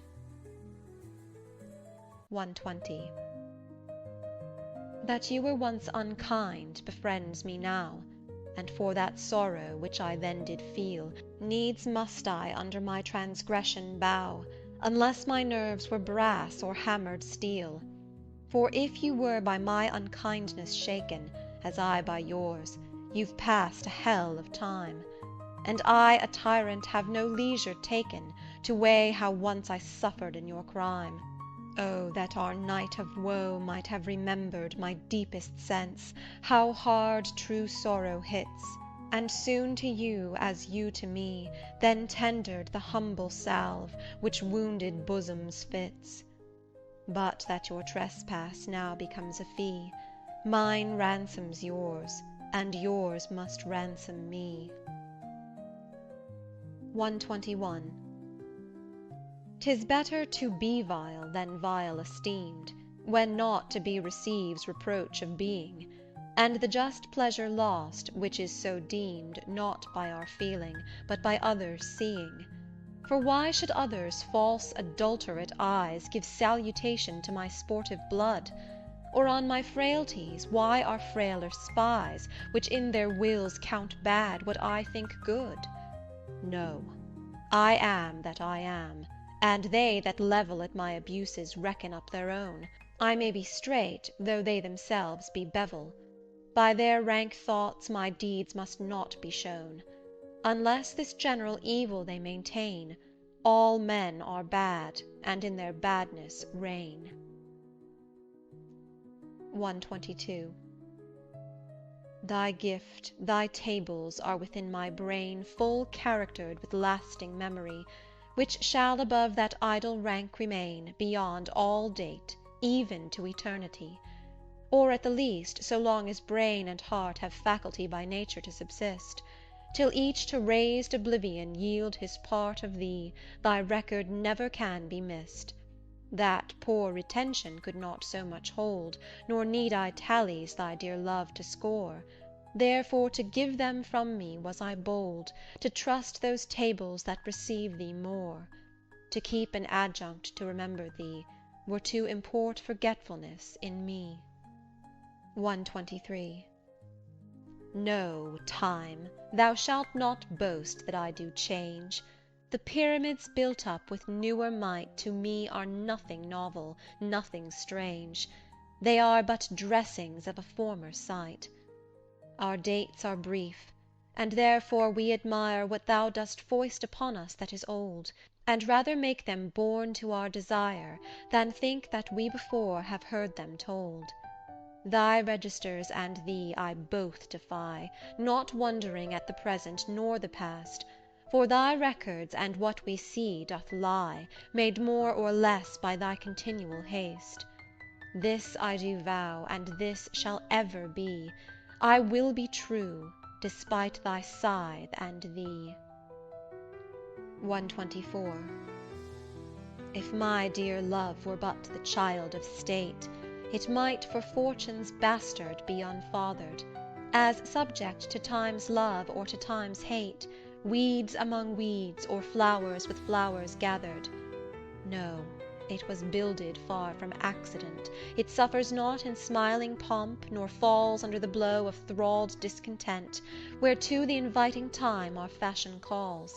It fears not policy, that heretic, which works on leases of short-numbered hours, but all alone stands hugely politic, that it nor grows with heat, nor drowns with showers. To this I witness call the fools of time, which die for goodness, who have lived for crime. 125.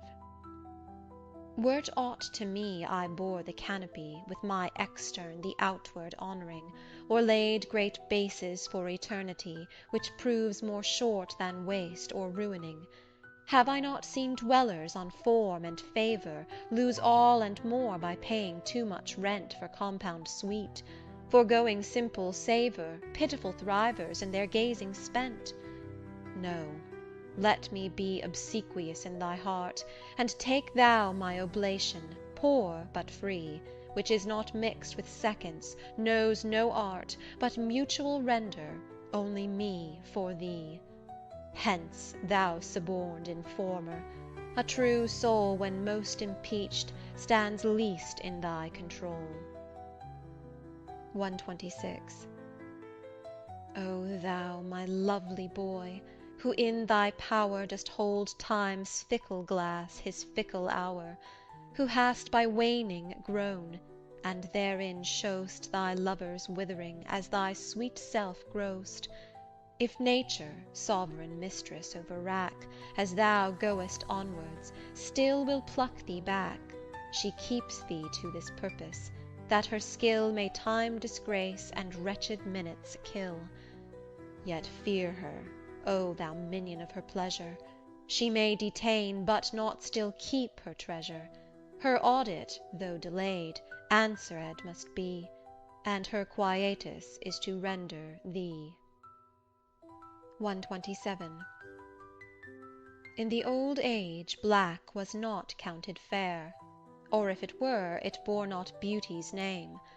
But now is black beauty's successive heir, and beauty slandered with a bastard shame. For since each hand hath put on nature's power, fairing the foul with art's false borrowed face, sweet beauty hath no name, no holy bower, but is profaned, if not lives in disgrace. Therefore my mistress's eyes are raven black, her eyes so suited, and they mourners seem at such who, not born fair, no beauty lack, slandering creation with a false esteem. Yet so they mourn, becoming of their woe, that every tongue says beauty should look so. 128. How oft when thou my music play'st, upon that blessed wood whose motion sounds, with thy sweet fingers when thou gently sway'st the wiry concord that mine ear confounds, do I envy those jacks that nimble leap, to kiss the tender inward of thy hand, whilst my poor lips, which should that harvest reap, at the wood's boldness by thee blushing stand. To be so tickled they would change their state and situation with those dancing chips, o'er whom thy fingers walk with gentle gait, making dead wood more blessed than living lips. Since saucy jacks so happy are in this, give them thy fingers, me thy lips to kiss. 129. The expense of spirit in a waste of shame is lust in action, and till action, lust is perjured, murderous, bloody, full of blame, savage, extreme, rude, cruel, not to trust, enjoyed no sooner but despised straight, past reason hunted, and no sooner had, past reason hated as a swallowed bait, on purpose laid to make the taker mad, mad in pursuit and in possession so, had, having, and in quest to have extreme, a bliss in proof, and proved a very woe, before a joy proposed, behind a dream. All this the world well knows, yet none knows well, to shun the heaven that leads men to this hell. 130. My mistress's eyes are nothing like the sun. Coral is far more red than her lips red. If snow be white, why then her breasts are dun. If hairs be wires, black wires grow on her head. I have seen roses damasked red and white, but no such roses see I in her cheeks. And in some perfumes is there more delight than in the breath that from my mistress reeks. I love to hear her speak, yet well I know that music hath a far more pleasing sound. I grant I never saw a goddess go. My mistress when she walks treads on the ground.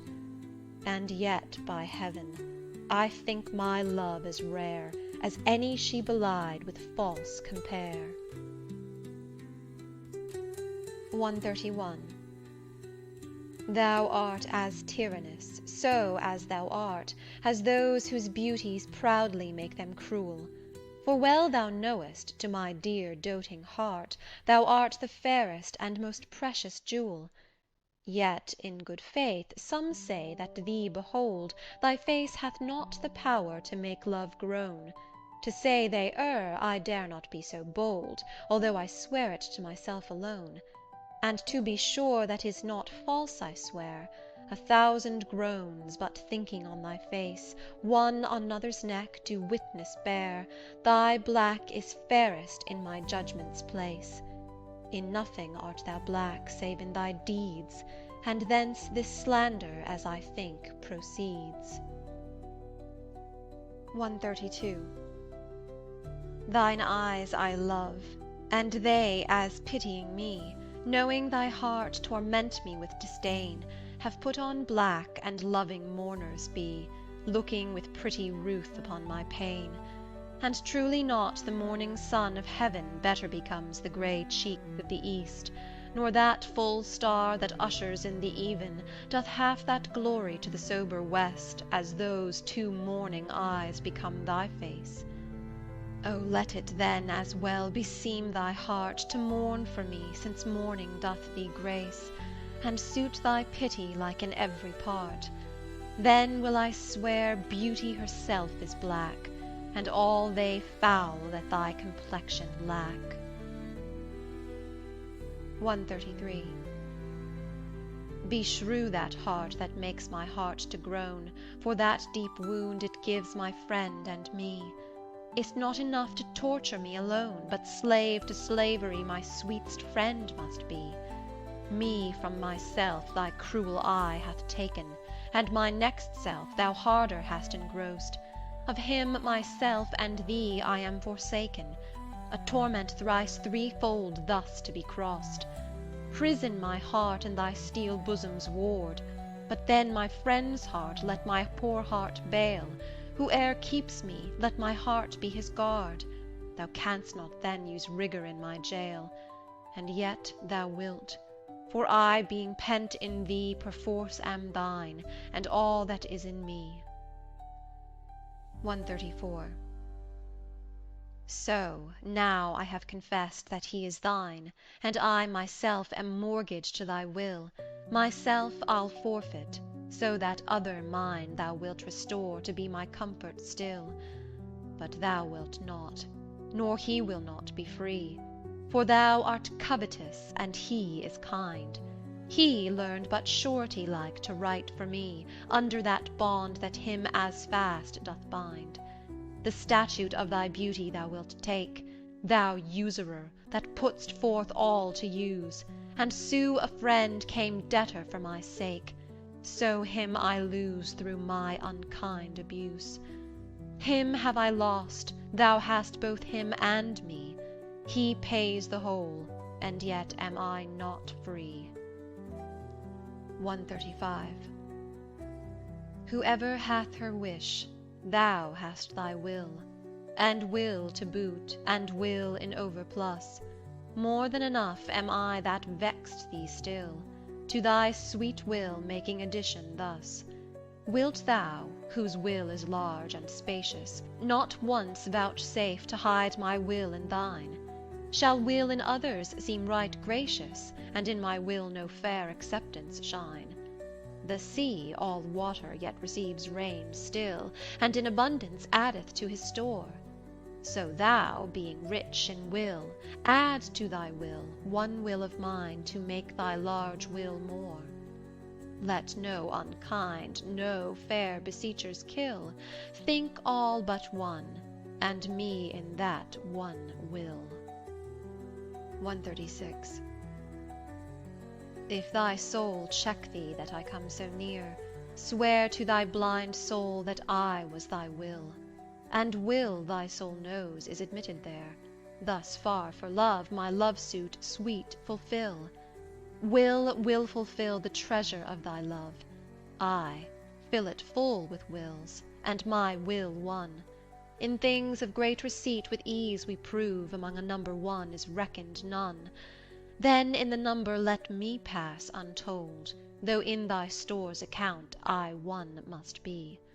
For nothing hold me, so it please thee hold that nothing me, a something sweet to thee. Make but my name thy love, and love that still, and then thou lovest me, for my name is Will. 137. Thou blind fool, love, What dost thou to mine eyes, that they behold and see not what they see? They know what beauty is, see where it lies, yet what the best is take the worst to be. If eyes, corrupt by over-partial looks, be anchored in the bay where all men ride, why of eyes' falsehood hast thou forged hooks, whereto the judgment of my heart is tied? Why should my heart think that a several plot, which my heart knows the wide world's commonplace? Or mine eyes, seeing this, say this is not, to put fair truth upon so foul a face?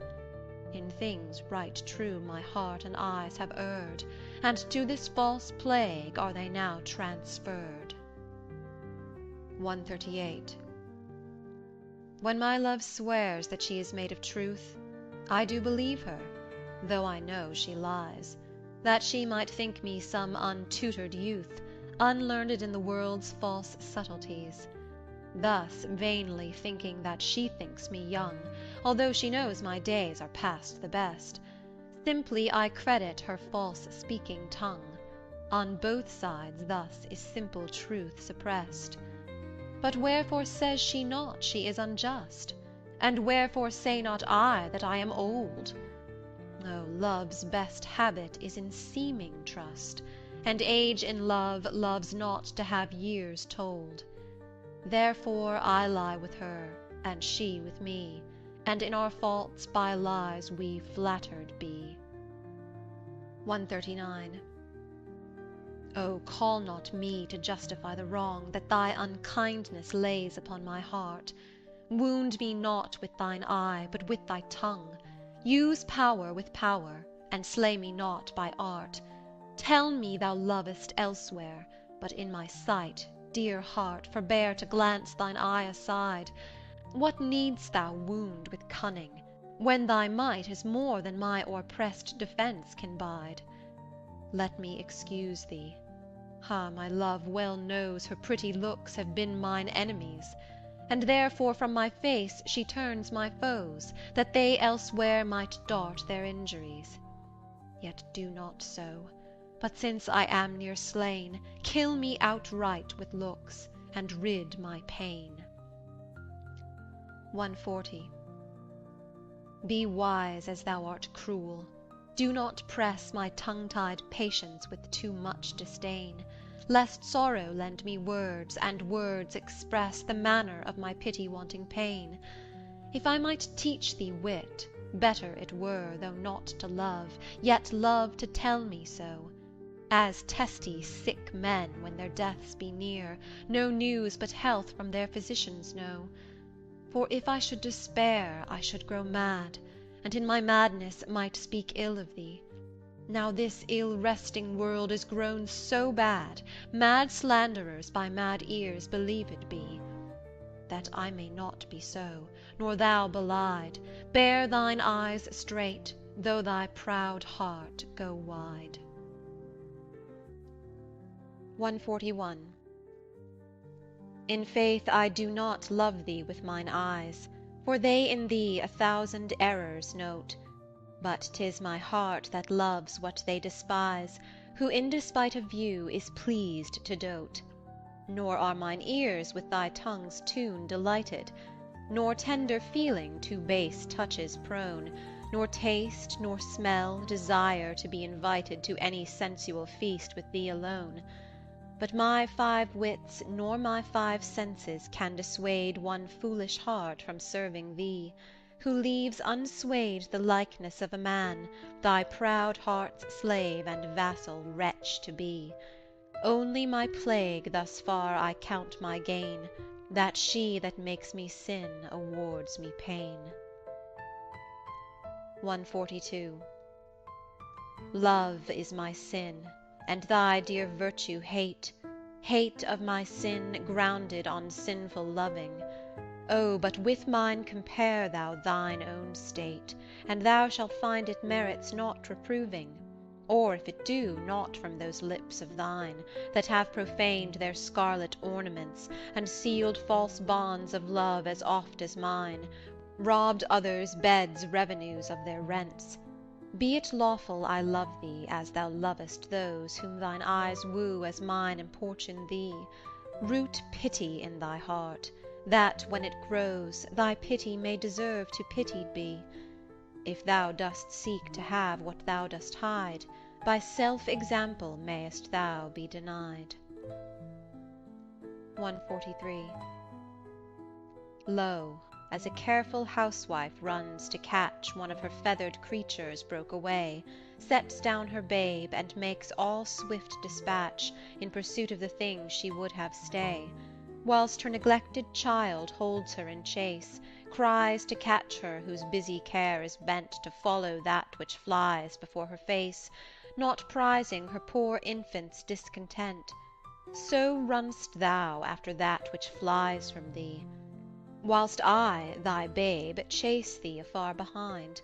But if thou catch thy hope, turn back to me, and play the mother's part, kiss me, be kind. So will I pray that thou mayst have thy will, if thou turn back and my loud crying still. 144. Two loves I have of comfort and despair, which like two spirits do suggest me still. The better angel is a man right fair, the worser spirit a woman coloured ill. To win me soon to hell, my female evil tempteth my better angel from my side, and would corrupt my saint to be a devil, wooing his purity with her foul pride. And whether that my angel be turned fiend, suspect I may, yet not directly tell, but being both from me, both to each friend, I guess one angel in another's hell. Yet this shall I ne'er know, but live in doubt, till my bad angel fire my good one out. 145. Those lips that love's own hand did make, breathed forth the sound that said, I hate. To me that languished for her sake, but when she saw my woeful state, straight in her heart did mercy come, chiding that tongue that ever sweet was used in giving gentle doom, and taught it thus anew to greet. I hate she altered with an end, that followed it as gentle day doth follow night, who like a fiend from heaven to hell is flown away. I hate from hate away she threw, and saved my life, saying, not you.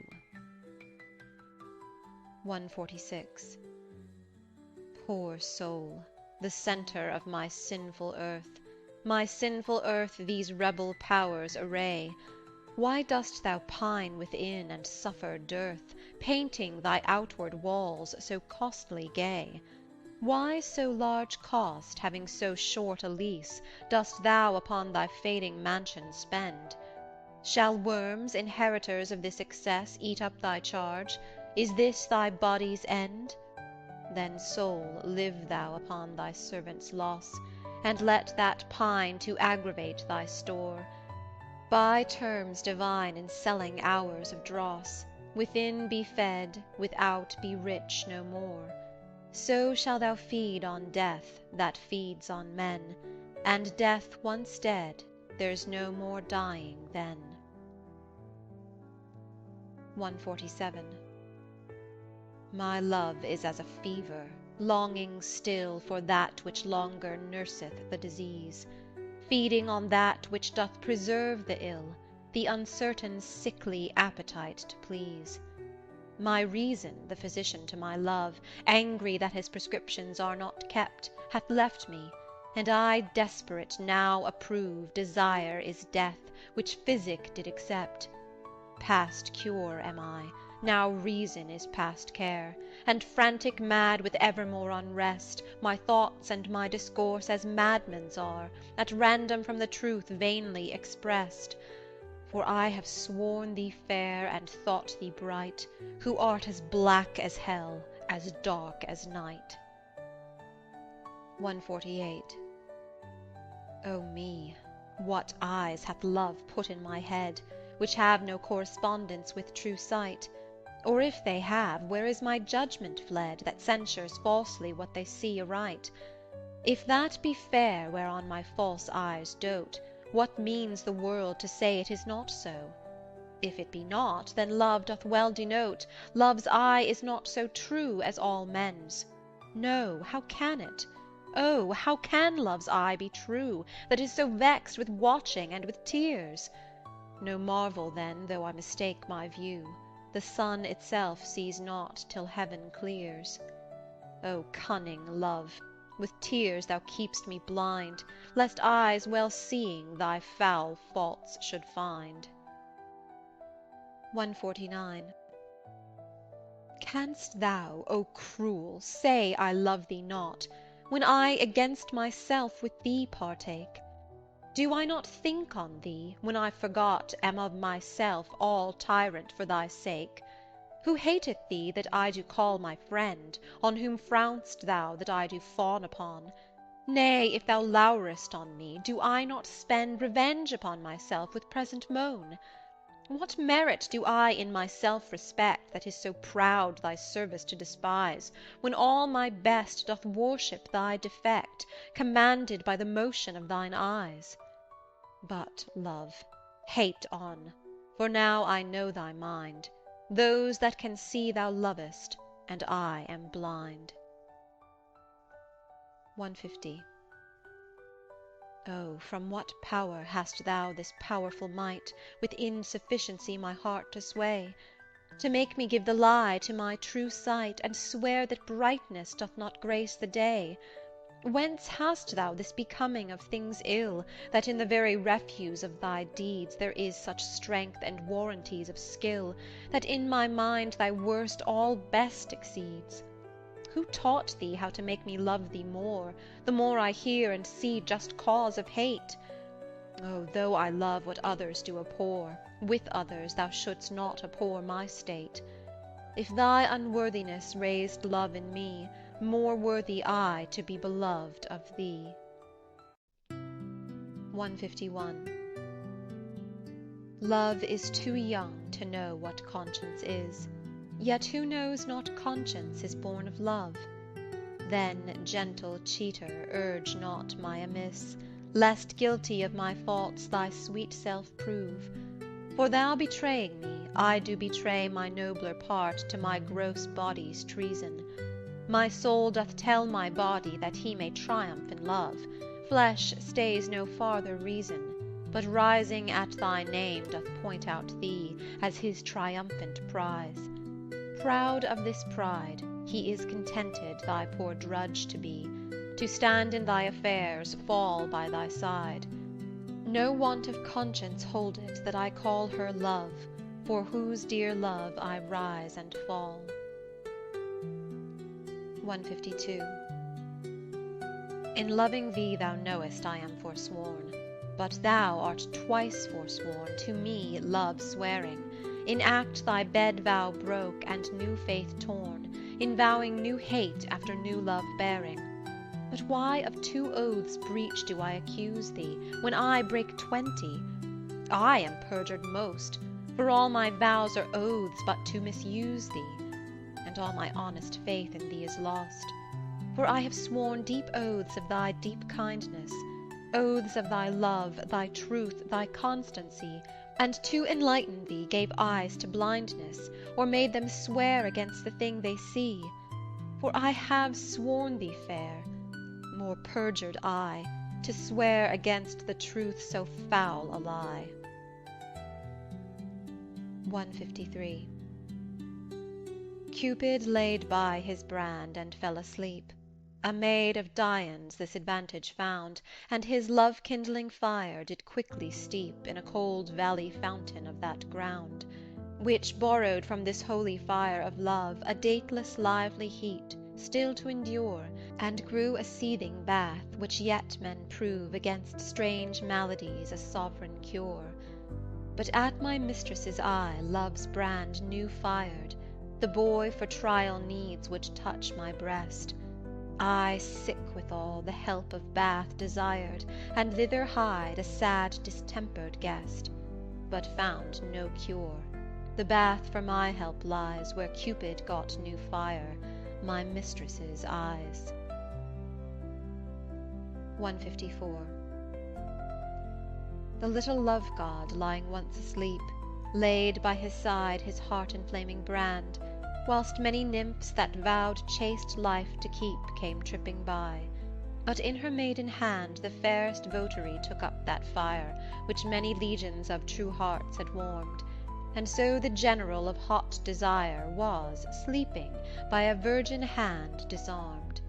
This brand she quenched in a cool well by, which from love's fire took heat perpetual, growing a bath and healthful remedy for men diseased. But I, my mistress's thrall, came there for cure, and this by that I prove: love's fire heats water, water cools not love.